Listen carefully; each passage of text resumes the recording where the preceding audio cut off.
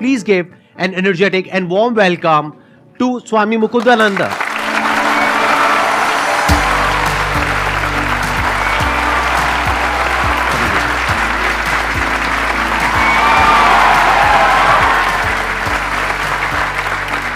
Please have a seat.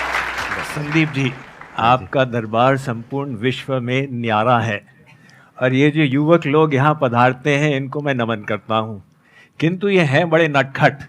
हमारे channel में comment छोड़ते चले गए कि आपको पधारना ही होगा, तो हमने सोचा यहाँ भारतवर्ष के युवा वर्ग से मिलना हो जाएगा।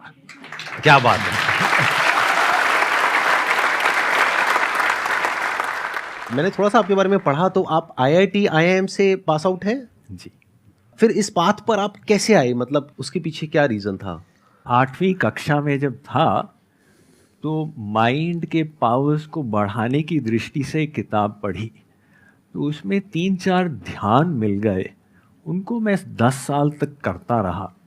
अब IIT IIM में जो शिक्षा मिली उसका एक रस अलग था, लेकिन अपने प्रश्न बने रहे कि मैं हूँ कौन, मैं संसार में आया किस लिए, ये संसार बना कैसे। अब हमको साइंस में लॉज पढ़ाए जा रहे थे, लेकिन लॉ मेकर कौन है उसका ज्ञान नहीं था। तो जब MBA शुरू किया, भगवत गीता का अध्ययन प्रारंभ कर दिया और वहाँ से सब प्रश्नों के उत्तर एक साथ मिल गए और मन लगा तो ऐसा रस मिलने लगा जो संसार में कभी मिला ही नहीं था।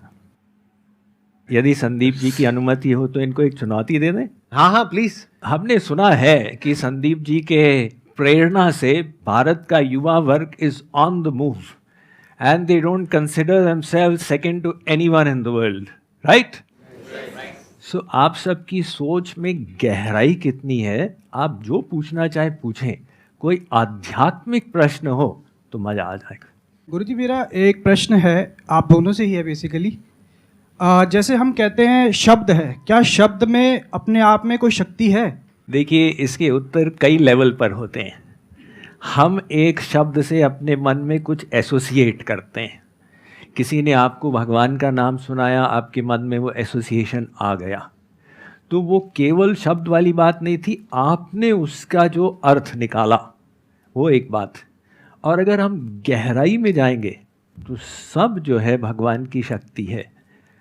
आप किसी भी चीज़ में दिव्य भाव बना सकते हैं। भगवान के यहाँ कोई भाषावाद नहीं है, प्राधान्य इसमें अपने भाव का है, अपने मन की शुद्धि का है। आप जो शब्द बोलते हो वो एक हेल्पर है, एक सहायक है। आप चाहे उसका उच्चारण करो और चाहे तो न करो। कबीर जी ने लिखा है कि सुमिरन सुरत लगाए के, मनते कछु न बोल, बाहर के पट बंद कर भीतर के पट खोल। तो वो भी एक लेवल है। वर्ड्स में जैसे स्वामी जी ने एक्सप्लेन किया, बिल्कुल परफेक्टली उन्होंने एक्सप्लेन किया है कि words are symbolic of something and that thing is associated with some kind of a feeling. तो अगर वो फीलिंग आपको अच्छा फील करा रही है तो यू आर एट ईज, और अगर वो अच्छा फील नहीं करा रही है तो you are not at ease, जिसको हम दूसरे तरीके से भी बोल सकते हैं डिजीज, डिस ईज। तो उस वे में अगर समझा जाए तो वर्ड में बहुत पावर है। बट हाँ, अगर आप कुछ ऐसा सोच रहे हो कि कोई वर्ड है जिसमें कुछ सुपर नेचुरल है कि अगर आप कुछ भी बोलते रहोगे तो कुछ हो जाएगा, तो ऐसा नहीं होता है। ये मिसकंसेप्शंस है। जैसा स्वामी जी ने भी कहा कि भगवान की अपनी कोई भाषा नहीं है, भाव देखा जाता है कि आपका भाव क्या है, किस भाव से आप बोल रहे हो। नहीं भी बोल रहे हो, बिना शब्द के भी अगर आपका भाव है तो काफी है, उसके लिए किसी वर्ड की जरूरत नहीं है। तो words are just means to an end, जिसको साइलेंस कहते हैं। तो कई बार साइलेंस में जाने के लिए वर्ड्स की जरूरत होती है। Very good, very complete. मैं आपसे ये जानना चाहती हूँ कि अगर हम यंग एज में स्पिरिचुअलिटी की तरफ मूव करते हैं तो हम उससे लाइफ में एक्स्ट्रा क्या अचीव कर सकते हैं, या लाइफ कैसे और आसान बना सकते हैं? देखिए, हमारा वेद कहता है कि आपको जीवन में सफलता तक पहुंचने के लिए 2 विद्याएं सीखनी है। एक मटेरियल साइंस, जिससे आप बाहर के संसार को समझोगे और उसकी शक्तियों का उपयोग करोगे अपने शरीर की सुख सुविधा के लिए। और एक स्पिरिचुअल साइंस, जिसके द्वारा आप अपने भीतर की मशीनरी को ठीक करोगे और दैवी गुणों को प्रकट करोगे। तो स्पिरिचुअलिटी ऐसे नहीं कि भई अब बूढ़े हो गए तो हारे को हरि नाम। स्पिरिचुअलिटी आपको अभी इस समय क्या लाभ देगा, उसके 4 भाग हैं। पहला है self awareness skills. Who am I, what is my goal in life, what are my values. Spiritual knowledge से ये क्लियर हो जाएगा।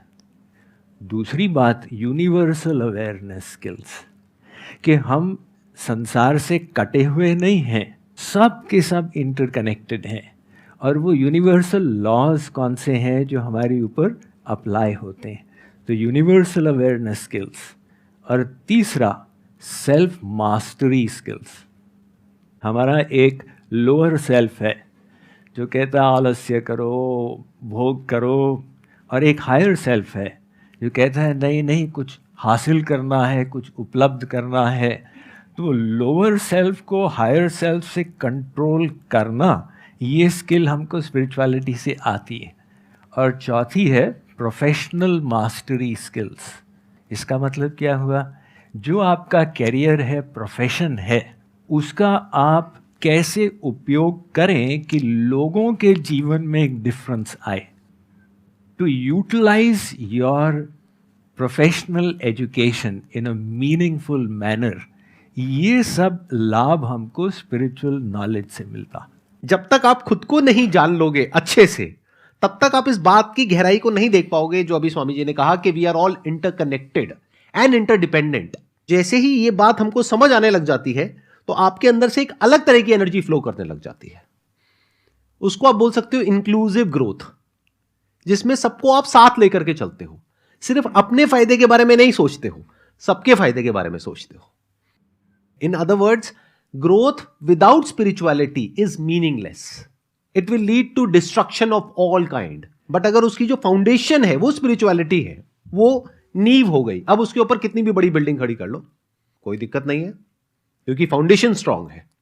और ये जो लोग बोलते हैं कि हम बुढ़ापे में करेंगे, अब मान लो बुढ़ापा नहीं आया, कोई जीवन का तो भरोसा है। तो प्रहलाद ने कहा था, 5 साल का था ना, उसने कहा कौमार आचरेत प्राज्ञो धर्मान भागवतानिह।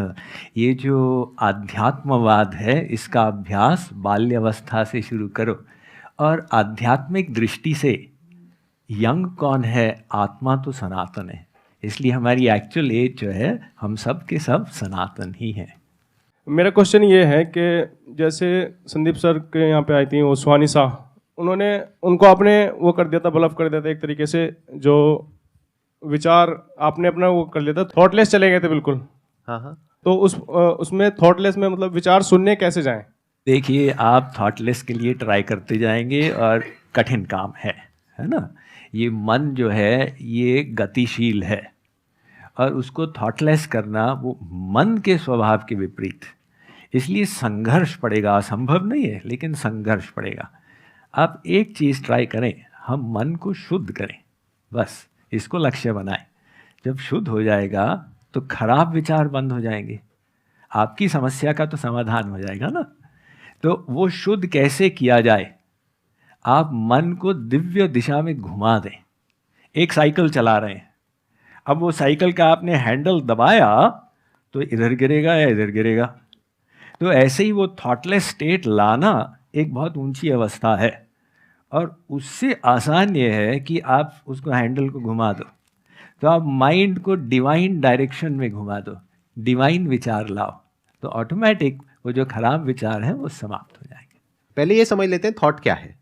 Thought is a word given to a thing. बिना बोले there can't be a thought, but ये काम इतनी जल्दी होता है कि हमें पता ही नहीं लगता है। क्या किसी ऐसी चीज से रिलेटेड आपके मन में थॉट आ सकता है जिससे रिलेटेड कोई वर्ड ना पड़ा हो? तो अगर उस वर्ड को हम देखने लग जाएं तो माइंड थॉटलेस स्टेट में चला जाता है। एक बार मैं प्रैक्टिकली आपको डेमो देता हूं। थॉटलेस स्टेट में जाना है अभी के अभी, करें, कोशिश करें। आपको क्या करना है, अपने मन में जो मैं कहूंगा बोलने के लिए वो बोलना है। आंखें एक बार बंद कर लीजिए आप लोग। अब अपने मन में अपने आप को आप बोलिए, कि देखता हूं मैं अपने मन में अपने आप को क्या बोल रहा हूं या क्या बोल रही हूं, और देखना शुरू कर दो।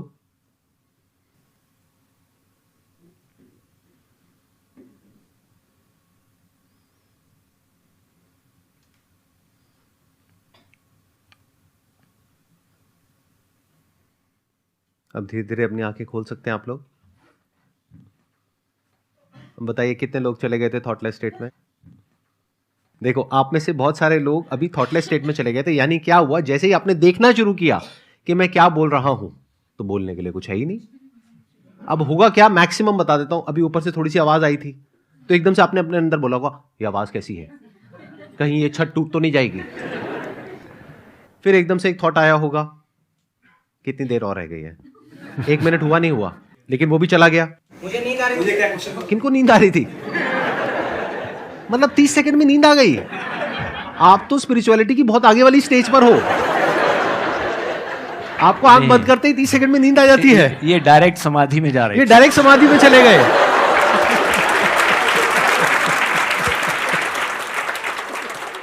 If you talk about controlling your thoughts, controlling your mind, or going in a thoughtless state, so first you need to understand deeply and properly what is mind.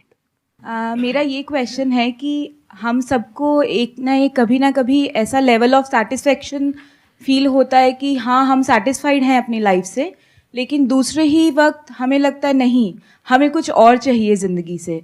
तो वो जो एक संतुष्टि वाली एक फीलिंग होती है, एक लेवल ऑफ कंटेंटमेंट वाली फीलिंग होती है, वो कैसी लाई जाए? बिकॉज दुनिया में कभी भी कुछ भी सब कुछ तो मिल नहीं सकता, तो वो लेवल ऑफ कंटेंटमेंट कैसे फील की जाए, बस मैं वो चीज़ पूछना चाहती हूँ। सब दुख का कारण असंतोष है। हमारे पास जितना है उसमें हम संतुष्ट नहीं। सतु भवति दरिद्री यस्य तृष्णा विशाला मनसी च परितुष्टे कोर्थवान को दरिद्र। ये भर्तृहरि जी महाराज ने लिखा है कि गरीब कौन है संसार में? कोई अरबपति हो, लेकिन इच्छा है अरे भाई 1 अरब है और वो अडानी जी के पास इतने अरब है, तो मेरे पास कमी है।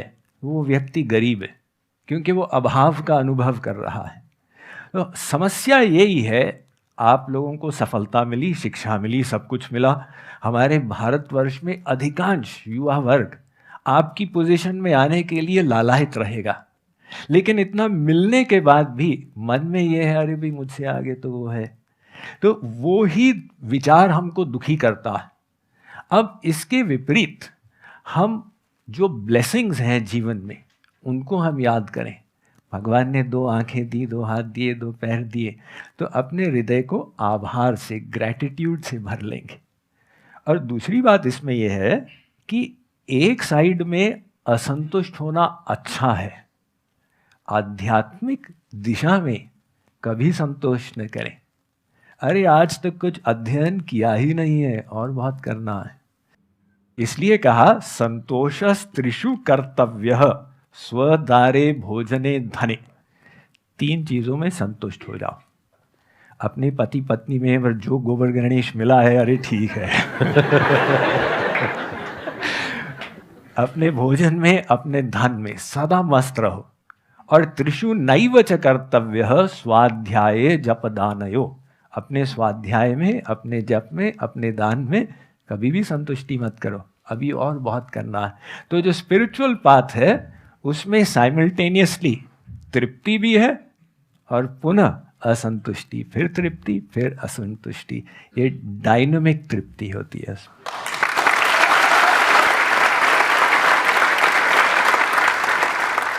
आप सबकी जो एज है यहाँ पर, वो यूजुअली मेरे जो सेशंस होते हैं उससे थोड़ी सी अलग है। यूजुअली एज होती है 18, 19 साल, 20 साल, 22 साल। यहाँ पर जो एज है आज, average age, that is around 35 years. तो मैं आप सबसे एक सवाल पूछना चाहूंगा, जब आपकी एज थी 18, 19 साल, 20 साल, तब कितने लोगों ने ये सोचा था कि आज जिस भी लेवल पर आप हो, उस लेवल पर मैं होऊंगा? यानी कि आज कितने लोग ये फील करते हैं कि 18-19 साल की एज में जो भी आप सोचते थे अपने लिए, हो सकता है उस वक्त सोचते होगे कि महीने का 15-20 हज़ार रुपए भी आ जाए तो बहुत है, और आज कितने लोग ऐसे हैं आप में से जो उससे बहुत ऊपर वाले लेवल पर है? ऑलमोस्ट सब। लेकिन क्या सेटिस्फैक्शन मिल गई है? कंटेनमेंट है? नहीं। क्यों? क्योंकि कुछ ना कुछ बाकी रह जाता है। तो इससे हमको सीख लेना है कि जब आज तक नहीं हुआ तो आगे भी नहीं होगा। क्यों? क्योंकि इस यूनिवर्स का नेचर ही ऐसा है कि यहां पर कभी भी आपको सब कुछ नहीं मिल सकता है। मतलब ऐसा कभी नहीं होगा जब सब कुछ परफेक्ट होगा, और अगर होगा भी तो वो टेम्पररी होगा, कुछ दिनों के लिए, कुछ हफ्तों के लिए, फिर वापस से कुछ गड़बड़ हो जाएगी जो सोचा भी नहीं होगा। किसी की डेथ हो जाएगी, किसी की तबीयत खराब हो जाएगी, कभी कुछ कुछ ना कुछ चलता ही रहेगा लाइफ में। तो जब ये बात समझ आ रही है तो क्या कभी भी लाइफ में ऐसी कोई स्टेज आएगी जब इस दुनिया में आप पूरी तरह से कंटेंट हो जाओगे, यानी आप कहोगे मेरी लाइफ में सब कुछ परफेक्ट है, और वो भी परमानेंट है। क्योंकि अगर वो परफेक्शन की स्टेज आती भी है तब भी बैक ऑफ द माइंड एक डर बना रहता है कि पता नहीं कुछ गलत ना हो जाए, कहीं कुछ गलत ना हो जाए। तो डर तो बना ही हुआ है ना। तो जहां डर है वहां पे खुशी कहां है, कंटेनमेंट कहां है? तो जब हमें ये बात समझ आ चुकी है बारीकी से इस एज ग्रुप में, तो अब हमें आगे अपना टाइम और खराब नहीं करना चाहिए। जो इस दुनिया में कर रहे हैं वो करते रहना है, साथ साथ में थोड़ा बहुत समझने की कोशिश करते हैं कि भगवत गीता में क्या लिखा हुआ है, वेदों में क्या लिखा हुआ है। इसमें हम थोड़ा सा एडिशन कर हाँ प्लीज प्लीज। ये तो आपने बहुत सुंदर बताया है कि भाई उसमें हम समझे यहाँ कोई तृप्ति नहीं, और साथ ही साथ हम जो कुछ किए केवल आनंद के लिए किए। चाहे करियर था, चाहे विवाह था, चाहे बच्चे थे, अंतिम लक्ष्य यही था कि आनंद मिले। वो आनंद की इच्छा हमारे अंदर क्यों थी? वो आनंद की इच्छा आई कहाँ से? किसी ने तो हमको सिखाया नहीं कि तुम बेटा तुम आनंद चाहना, ऐसा ना हो कि दुख के पीछे भागने लग जाओ। तो आनंद की इच्छा सबके अंदर एक जैसी है। वैसे शक्ल सबकी अलग अलग है, आवाज़ अलग अलग है, लेकिन इस मात्र में हम सब एक हैं। हम सब का एक नारा है, आनंद चाहिए। हमारा वेद कहता है आनंदो ब्रह्मेति व्यजानात्। वो जो ब्रह्म है वो आनंद सिंधु है। उस सिंधु के तुम बिंदु हो।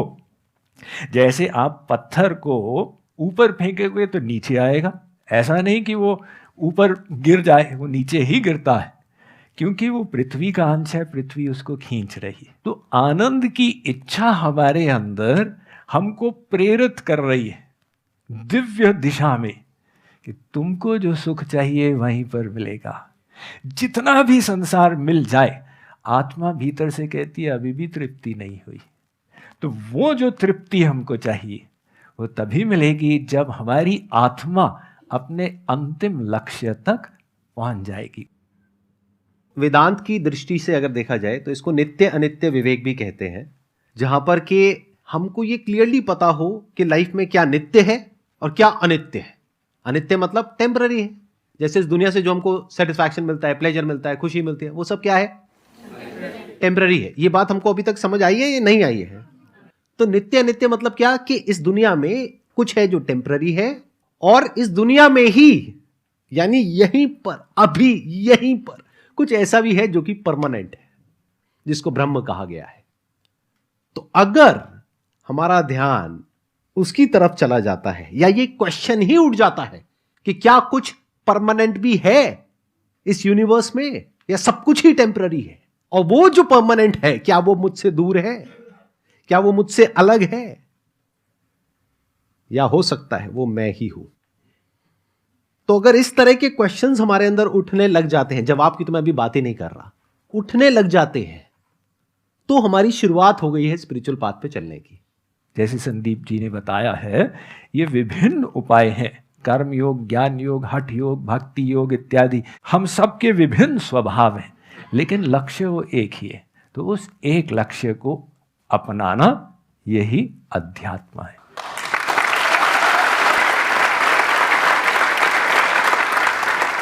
Thank you so much sir. बहुत बहुत धन्यवाद। मेरा सौभाग्य रहा। निमंत्रण के लिए धन्यवाद। Thank you.